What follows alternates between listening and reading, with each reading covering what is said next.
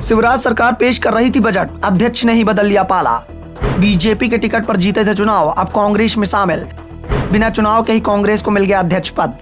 मध्य प्रदेश में चुनाव का साल चल रहा है। शिवराज सिंह चौहान की सरकार अपना अंतिम बजट पेश कर रही थी। बजट चुनावी था क्योंकि 8 महीने बाद ही चुनाव होने हैं और चुनावी मौसम में दल बदल का खेल भी अब तेज हो गया है। नेता एक दल से दूसरे दल की ओर जा रहे हैं और ज्यादा नेता पद और टिकट की उम्मीद से जा रहे हैं। लेकिन इस बार बीजेपी के साथ ही खेला हो गया। 7 महीने पहले ही जिस परिषद में उसका बहुमत था, आज वहीं वो अल्पमत में आ गई और बहुमत ही नहीं बल्कि अध्यक्ष पद ही उसके हाथ से खिसक गया। दरअसल आज मध्य प्रदेश की मुल्ताई नगर पालिका परिषद में बड़ा खेला हो गया। परिषद के अध्यक्ष ने बीजेपी को छोड़कर कांग्रेस का दामन थाम लिया। मुल्ताई नगर पालिका अध्यक्ष नीतू प्रहलाद सिंह परमार ने कांग्रेस अध्यक्ष कमलनाथ के सामने ही पार्टी की सदस्यता ले ली। बीते 35 सालों से परमार बीजेपी के साथ थी, लेकिन अब उन्होंने भगवा दल को टाटा बाय बाय कह दिया। अब इस दल में नहीं रहना है। बहुत परेशानी हो रही थी। पार्टी के नेता लगातार परेशान कर रहे थे। बिना बात के ही दबाव बनाया जा रहा था। दबाव उसी दिन से बनाया जा रहा था जिस दिन से चुनाव जीतकर मैं सदन में पहुंची थी। पार्टी के नेताओं की ओर से दबाव बनाया जा रहा था कि अध्यक्ष पद का चुनाव मत लड़ो, जबकि पार्षद कह रहे थे कि नहीं लड़ना चाहिए। 7 महीने पहले ही मध्य प्रदेश में निकाय चुनाव हुए थे। मुल्ताई नगर पालिका की 15 में से 9 सीटों पर बीजेपी को जीत मिली थी। कांग्रेस के हिस्से में 6 सीटें आई थी, लेकिन खेल 7 महीने पहले ही शुरू हो गया था। परिषद में बीजेपी के सदस्य चाहते थे कि नीतू परमार अध्यक्ष बने, लेकिन उनकी इच्छा थी कि शिल्पा शर्मा को अध्यक्ष बनना चाहिए।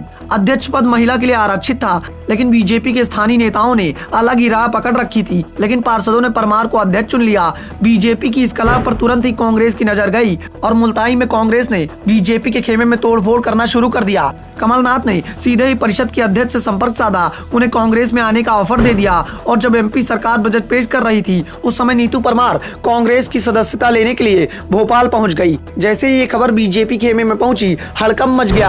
आनन फानन में अध्यक्ष को ही अपने खेमे में रखने की कोशिश की गई, लेकिन तब तक बहुत देर हो चुकी थी। परमार ने साफ साफ कह दिया कि अब वो अपने कदम पीछे नहीं कर सकती। बीजेपी में उनका बहुत अपमान हो चुका है और अपमान सहन करने की ताकत अब उनके अंदर नहीं है। इसलिए कांग्रेस के साथ ही आगे का राजनीतिक जीवन चलाया जाएगा। 7 महीने पहले जो परिषद बीजेपी के पास थी, वो बिना चुनाव के ही अब कांग्रेस के खाते में चली गई। बीजेपी के लिए ना तो परमार के खिलाफ अविश्वास प्रस्ताव लाना आसान है और ना ही उन्हें हटाने के लिए दल बदल कानून का सहारा ही ले पाना।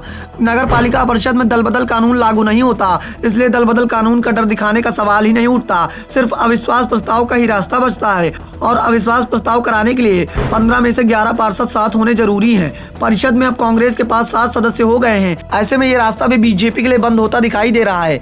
दूसरी ओर कांग्रेस के खेमे में इसे लेकर खुशी साफ देखी जा सकती है। चुनाव से पहले ही बीजेपी से कांग्रेस की ओर नेताओं का आना दिखाई दे रहा है कि 8 महीने बाद प्रदेश में बहुत कुछ हो सकता है। कांग्रेस की जीत के आसार बन रहे हैं, इसलिए बीजेपी नेता कांग्रेस में आ रहे हैं। नगर पालिका परिषद के अध्यक्ष का दल बदलना बीजेपी के लिए बहुत छोटी घटना नहीं मानी जा रही है।